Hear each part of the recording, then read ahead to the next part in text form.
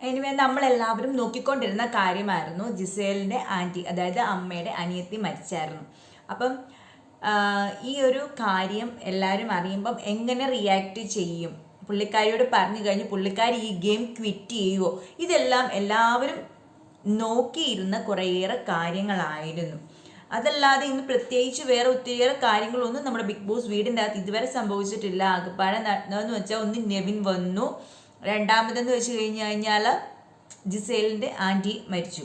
അപ്പം എന്തൊക്കെ ഇരുന്നാലും പുറത്ത് ഇഷ്യൂ ഉണ്ടാകുമെന്ന് അറിഞ്ഞുകൊണ്ടായിരിക്കണം എന്താണേലും ജിസേൽ ആ ഇഷ്യൂ വെച്ചാൽ ആൻറ്റി മരിച്ചു എന്നുള്ള ഒരു കാര്യം ഇതുവരെ പുറത്ത് ആരോടും പറഞ്ഞിട്ടില്ല. അതായത് അനൗൺസ് ചെയ്തിട്ടില്ല, വെച്ചാൽ ആരും അറിഞ്ഞിട്ടില്ല. ജിസേൽ മാത്രമേ അറിഞ്ഞുള്ളൂ. ജിസേലിനോട് കൺഫെഷൻ റൂമിൽ ചെല്ലാൻ പറഞ്ഞു.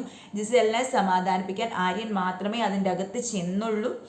ആര്യനും ജിസേലിനും മാത്രമേ അറിയത്തുള്ളൂ. പുറത്ത് വേറെ ആരോടും ഈ ഒരു കാര്യത്തെപ്പറ്റി ഇവർ ഡിസ്കസ് ചെയ്തിട്ടില്ല.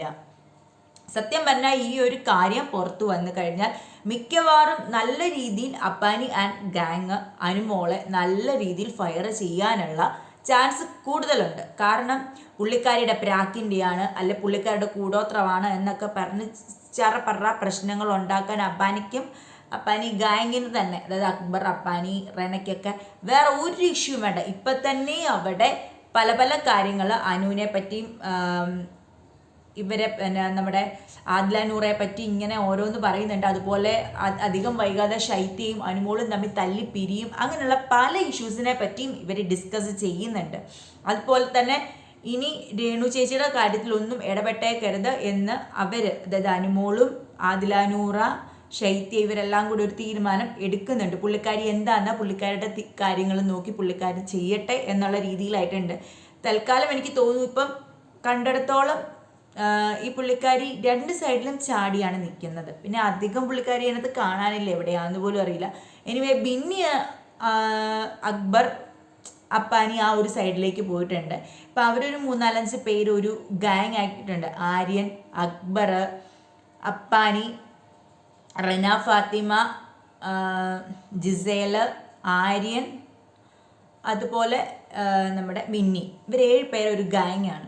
പക്ഷേ നെവിൻ എന്ത് ചെയ്താൽ ഒരു ഗാങ്ങിൻ്റെ അകത്തൊരു ഇതായിട്ട് വരുന്നില്ല. എന്നാൽ ആരെയും ഇങ്ങനെയുള്ള ഒരു കാര്യത്തിനും സപ്പോർട്ട് ചെയ്യാനും നിൽക്കുന്നില്ല. അതുകൊണ്ട് നെവിൻ എന്താണ് ഉദ്ദേശിക്കുന്നത് നമുക്ക് മനസ്സിലാവുന്നില്ല.